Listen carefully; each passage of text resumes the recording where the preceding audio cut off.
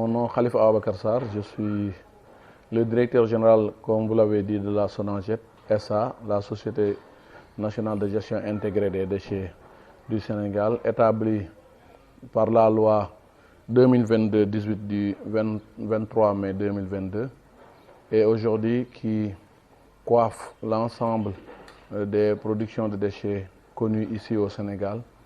Et nous dirigeons aujourd'hui 16 982 agents répartis sur les 14 régions du Sénégal avec 13 coordinations régionales et un bureau de base situé à Dakar.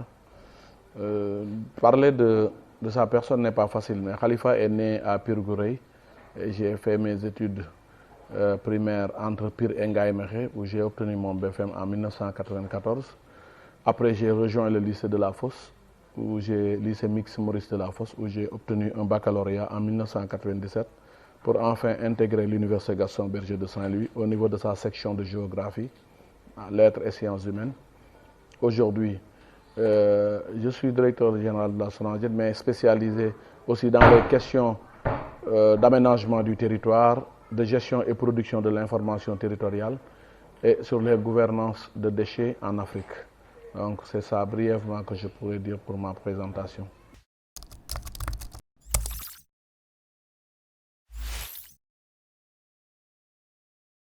Les missions de la SONAGED SA principalement, comme vous le savez, c'est un peu déployer les stratégies de gestion des déchets au Sénégal, un plan stratégique de gestion des déchets, un peu planifier l'intervention du suivi et du contrôle de la gestion des déchets dans nos villes, nos 553 villes. Aujourd'hui, nous travaillons à travers une capitalisation des circuits de collecte, de balayage avec les sites de forte production, tout ce qui constitue aussi les infrastructures micro, comme les points de regroupement normalisés, mais aussi les infrastructures macro, comme l'industrialisation à venir, dans le cadre de ce qu'on appelle la chaîne de valeur des déchets au Sénégal. Aujourd'hui, il faut le comprendre, nous ne pouvons plus continuer à faire du tonituri. On doit faire des déchets une richesse, une opportunité et non plus une contrainte, comme jadis ça se faisait. Parce qu'après 50 ans d'instabilité institutionnelle, avec la loi de 2022-18 du 23 mai 2022, comme je l'ai dit tout à l'heure, nous avons pu capitaliser. C'est pourquoi aujourd'hui même, Monsieur le Président de la République, le chef de l'État, a voulu nous conférer davantage la réintégration du Promojet, qui était une unité de gestion de projet au niveau de la SONAGED, pour qu'on puisse capitaliser tous les canaux, les voies et moyens pour enfin réussir notre développement. Et la SONAGED travaille sous deux tutelles, le ministère de l'Urbanisme, des collectivités territoriales et de l'aménagement des territoires et le ministère des Finances et du Budget. Donc nous sommes en train de structurer beaucoup de partenariats, des ouvertures vers le PPP pour enfin voir notre pays s'industrialiser à travers ces pôles économiques de développement, les pôles territoires qu'on est en train d'annoncer pour une finalisation de la stratégie de la décentralisation et de la déconcentration de l'État du Sénégal.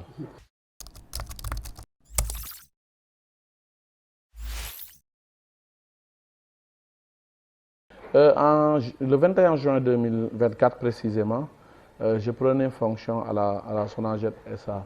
Après ma nomination le 30 mai 2024 par son Excellence le Président de la République, Bassirou Diomaye Diakhar Faye, que nous remercions toujours pour cette vision éclairée, qu'il a eu à remettre beaucoup d'entre nous à leur place pour qu'ils puissent un peu continuer le legs qui nous a été octroyé par le peuple sénégalais. Effectivement, j'ai trouvé une structure assez disparate, parce que depuis notre arrivée, on a pu redresser un peu le mode opératoire de gestion.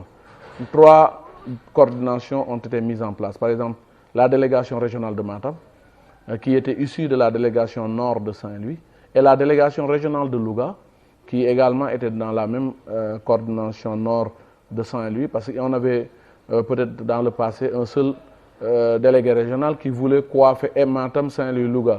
C'en était trop. Pour quelqu'un qui connaît un peu Louga avec ses grands départements comme Linguère, finalement, on a aussi la coordination régionale de Sédhiou-Kolda, qui vient se juxtaposer avec la coordination de Ziguinchor. Parce que Ziguinchor aussi, cet axe de la Basse-Casamance est très vaste.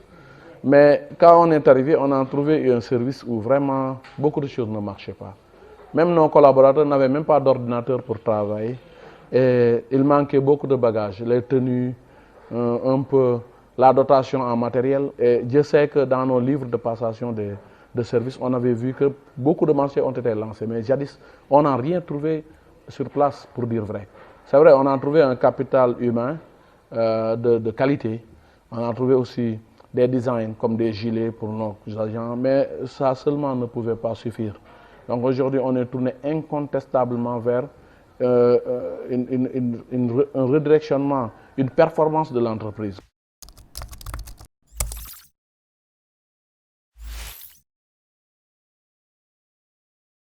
Mais aller directement vers l'efficacité escomptée pour le développement des solutions de travail pour les collaborateurs. Nous, au niveau de la SONAGED, on a des collègues. On n'a pas des subordonnés, on a des collègues. Depuis notre arrivée, on a lancé quand même quelques marchés comme l'acquisition d'ordinateurs et d'utilitaires pour le top management.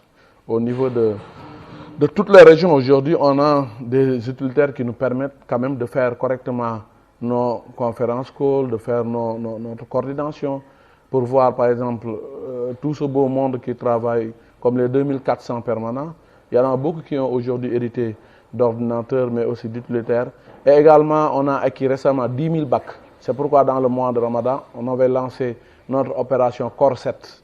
Core 7, c'était un peu un procédé qui permettait d'aller dans le sud, dans le centre et dans le nord pour quand même voir avec nos collaborateurs, après la coupure du jeûne, qu'on puisse descendre sur le terrain et rendre davantage nos villes attrayantes. Je crois que de ce pas-là également, bientôt, on aura les épis, les équipements de protection individuelle, parce qu'on n'en avait pas beaucoup trouvé, effectivement, c'est les chaussures, les gants, les protections. Et nous saluons à ce pas-là, monsieur le directeur général de la pharmacie nationale d'approvisionnement, que j'ai rencontré même hier à travers une très grande rencontre des DG de notre coordination gouvernementale. Il nous avait offert 50 000 paquets de masques pour appuyer un peu la dynamique. Et il n'est pas le seul. Beaucoup de personnes, beaucoup de grandes personnalités ici dans ce pays essayent de travailler avec nous, comme la Sonatel qui veut mettre avec nous le Digibac. Et ça a démarré. Déjà, c'est un projet qui nous permet de payer par wallet votre poubelle et après, peut-être vous pouvez récupérer ça au niveau des cœurs Sonaged. On a aussi lancé l'initiative de niveler, d'arrimer un peu notre plan stratégique à l'agenda 2050. Parce qu'effectivement, il s'agira de travailler sur les 4 axes que nous avons mis en place pour déjà voir la transformation systémique de notre pays. Mais il est judicieux que le cabinet performance qui avait réalisé le plan AXINA, maintenant il s'agit d'un plan JOTNA. Parce qu'on pourrait dire que Sonaged en 2022 Axionna, mais maintenant en 2025, JOTNA, qu'on puisse industrialiser nos déchets au niveau du Sénégal. Aller vers la menuiserie plastique, aller vers un partenariat avec le privé. On le fait déjà avec des organisations comme Sogevat, de Macoumba Diagne et autres organisations. Parce que nous misons fondamentalement, comme l'a voulu nos autorités, comme le coordinateur de l'action gouvernementale, le Premier ministre Ousmane Sonko, il l'a dit au Burkina Faso, il faut qu'on aille vers cette souveraineté. Et cette souveraineté, ça se base sur l'effort des Sénégalais, comme le fait aujourd'hui Écoterie à Saint-Louis, avec notre jeune frère Aline Bandafal et beaucoup d'autres, parce que je les ai coachés pendant longtemps, pour quand même qu'ils puissent capter des fonds de la Belgique pour pouvoir mettre en place des collectes, des tri, des déchets éco-responsables et éco-citoyens au Sénégal.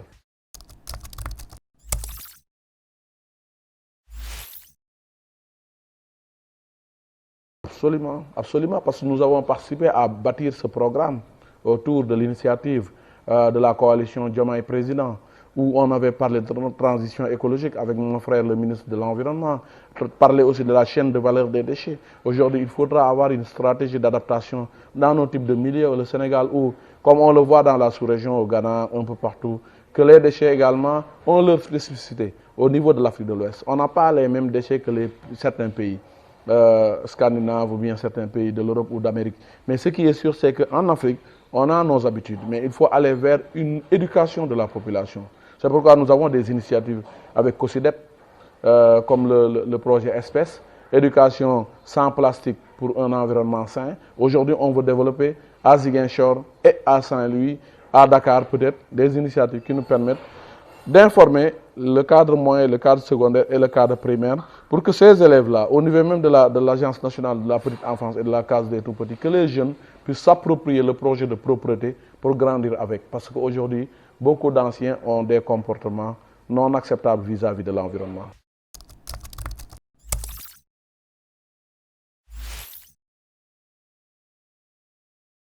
Ils sont nos premiers partenaires. On travaille beaucoup avec les organisations des territoires, notamment l'AMS. Et lors de l'initiative du président de la République, comme Setal Sunyureu, ils étaient tous présents. On était avec les chefs de village, Réel, qui est l'autre organisation. On était aussi avec le président des délégués de quartier du Sénégal. Mais eux, les territoires nous accueillent. On trace nos circuits sur les territoires. On met nos équipements sur les territoires.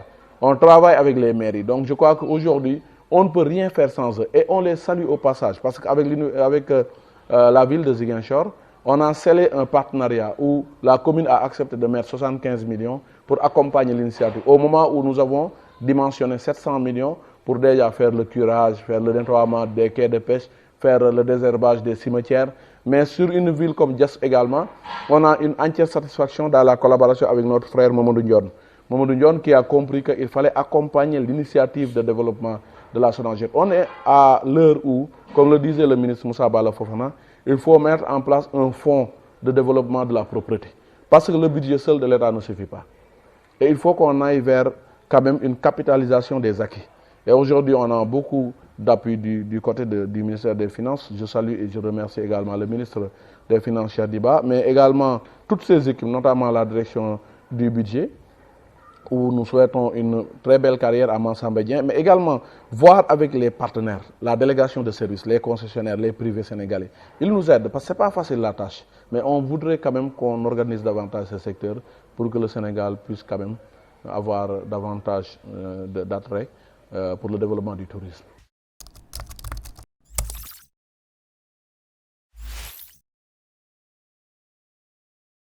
Saint-Louis n'est pas en reste. Même si aujourd'hui on a quand même un édile qui n'a pas voulu coopérer depuis son arrivée. Ça, je le dis en toute responsabilité parce qu'on avait une convention qui fonctionnait et qui marchait très bien. Mais jadis, à un moment, ils ont tout bloqué. Et même les véhicules qui étaient à leur possession n'étaient pas entretenus. C'est pourquoi nous avons pris notre responsabilité. Nous n'allons exclure personne. Parce que nous ne sommes pas là pour des affaires politiques. Nous sommes là pour techniquement relever le plateau du développement de la gestion des déchets au Sénégal. C'est pourquoi Saint-Louis, notre ville, Saint-Louis qui nous aura accueillis pour son université de marque, l'université Gaston Berger, nous ne verrons jamais ce Saint-Louis-là sombrer dans l'insalubrité. C'est pourquoi aujourd'hui, j'ai affecté récemment un jeune qui a fait sociologie et qui a beaucoup travaillé avec les GIE 7 hommes. Il a commencé sa thèse.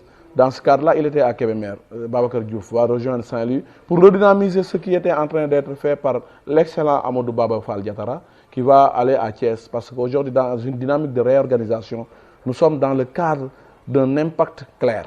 Donc, ce n'est pas un maire, ni un président de conseil d'épargne, ni quelqu'un qui peut arrêter la marche du Sénégal vers son progrès. Parce qu'effectivement, il faut comprendre que la confiance des Sénégalais, des citoyens de nos villes, ce n'est pas une confiance à jeter à la poubelle. Il faudrait comprendre qu'on est maire pour conjuguer des efforts. Mais aujourd'hui, Saint-Louis souffre. Également, nous allons relever ces défis-là d'un développement. Et nous appelons tous les collaborateurs des services de l'État, notamment également la mairie, d'où le conseil municipal est composé de plusieurs personnes.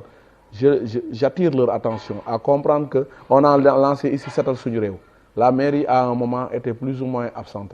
Mais également, on leur demande de venir travailler avec la SONAGED pour qu'on puisse bâtir des quartiers, des éco-quartiers.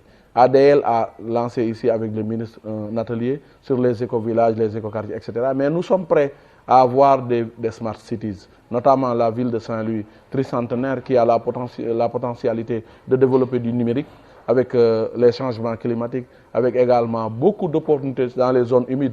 Aujourd'hui même, l'Union africaine a lancé ce qu'on appelle le GMSN Africa, le Global Monitoring for Environment and Security, qui est détenu par le Sénégal avec 11 pays et qui est basé au centre de suivi écologique. Saint-Louis peut prendre sa part, parce que Saint-Louis est une zone humide. Donc je crois que également, c'est tout ce que je voudrais dire pour que Saint-Louis puisse prendre son envol et qu'on puisse continuer dans la dynamique du développement.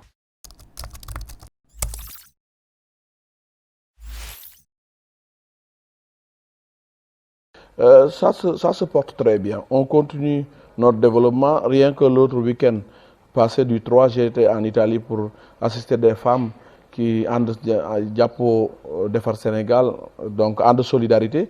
Et à ce pas-là, il faut comprendre que nous sommes dans nos activités à la base.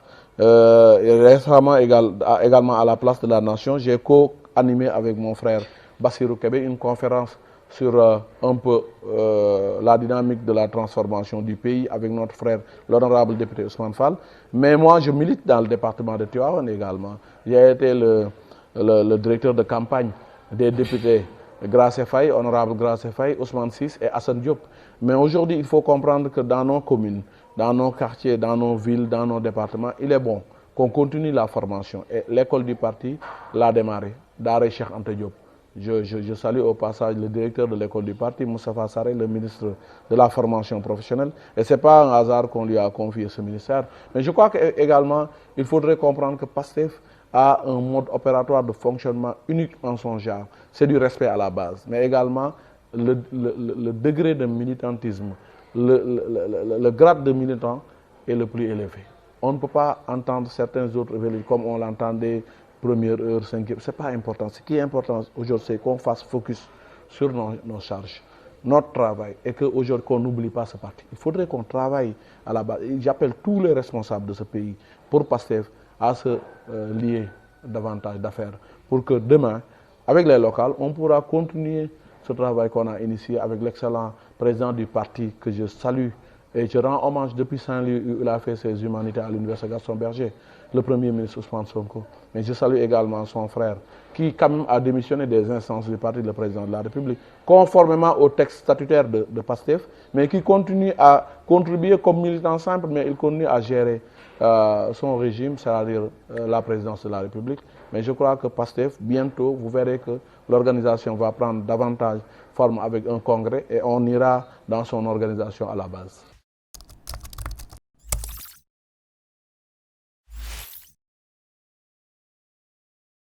Ça dépendra du parti.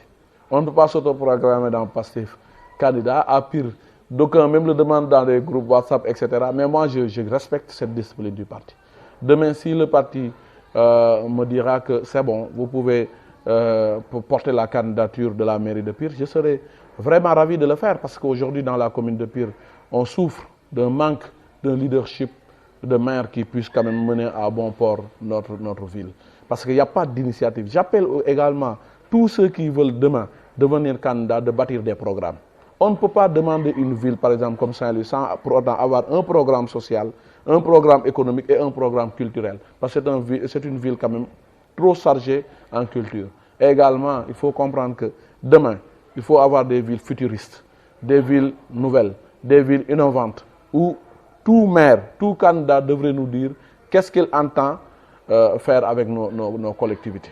Donc je crois que moi, à mon niveau, je ne m'en fais pas trop. Même si demain on allait choisir quelqu'un, je vais l'accompagner. Mais il faudrait comprendre que nous sommes prêts à relever tous les défis et à tous les niveaux.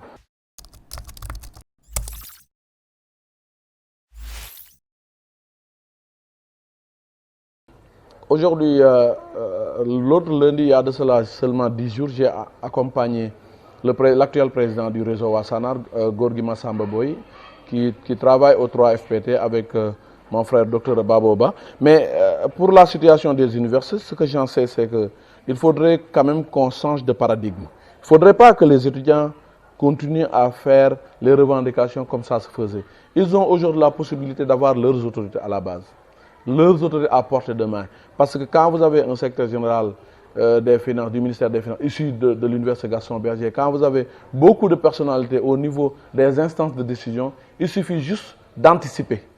On ne peut pas aujourd'hui attendre qu'il y ait crise pour agir.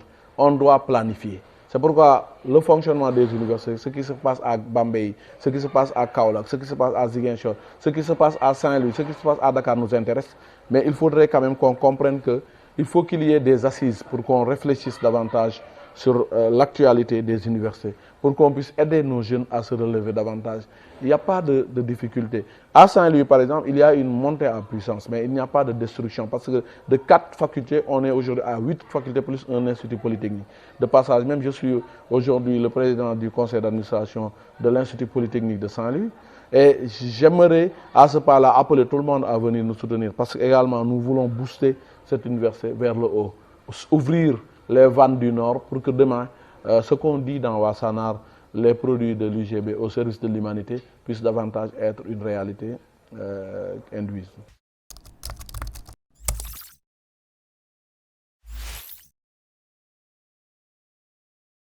Juste leur demander de garder le calme. Demain, je serai avec eux au campus. Je dois répondre comme parrain aux journées d'intégration de mon bâtiment, le G4D.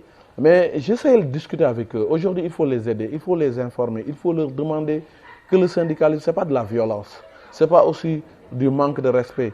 Par exemple, ce qui s'est passé, c'est une incidence au CROUS, des étudiants qui viennent. Mais également, j'ai fait un appel aux PATS, au personnel administratif de travail et de service.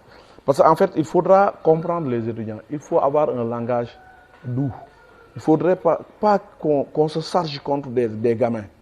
Nous, on en fait le syndicalisme étudiant, mais jusqu'à présent, on garde les meilleures relations. Récemment, seulement l'ancien recteur Ndiawar est venu à mon bureau. On a beaucoup discuté. Mais on a aujourd'hui l'excellent directeur du CROUS qui était passé, Karim Sissé, qui devient le directeur du travail au Sénégal. Mais il faudrait comprendre que le syndicalisme, ce n'est pas de l'animosité. On n'est pas ennemis, on doit se compléter. Parce que le directeur du CROUS aujourd'hui, ici, mon jeune frère, Dr Babacar Diop, fait des efforts. Hier, je l'ai taquiné, on a beaucoup discuté dans notre rencontre, mais il est en train d'aider dans le Nord. Je crois que d'aucuns vont découvrir ce qu'il est en train de faire. Il est en train de recruter des jeunes, il est en train d'aider, mais à ce pas-là, il faut comprendre qu'on a des limites de budget. Et on a aussi des difficultés qui font que parfois on ne peut pas tout faire en même temps. On vient juste de faire moins d'1 an. Mais il faut que les gens soient indulgents avec le gouvernement du Sénégal. On est là que pour notre peuple. Et on incarne une souveraineté. C'est pourquoi on a le ministère de l'intégration africaine et des affaires étrangères. Mais pour terminer, je demande aux étudiants de venir discuter avec nous, de nous informer avant de vouloir s'informer à la rue. Il faudrait respecter leur élite parce que c'est eux qui nous ont mis ici. Ils font partie des Sénégalais qui ont voté pour nous, on les respecte. Donc il faudrait qu'on anticipe, qu'on planifie au lieu de déstructurer ce qui existe déjà.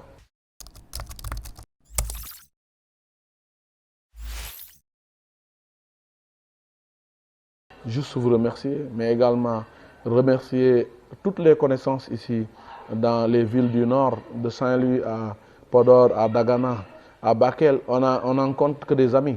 Parce que étant le président d'un réseau de 30 000 sortants d'université, on est citoyen de toutes les villes du Sénégal.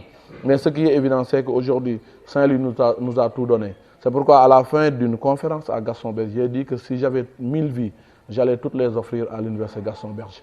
Parce que c'est cette université qui nous a modelé, qui a fait de nous ce que nous sommes aujourd'hui. C'est pourquoi même avec mes condisciples, mes promotionnaires de 1997, on est venu passer la journée aujourd'hui pour partager. On est allé visiter nos professeurs, professeur Omar Diop, professeur Serigne Modou Fall, professeur Boubou Aldjimassi, j'en passe, et aller jusqu'à l'université pour faire notre pèlerinage.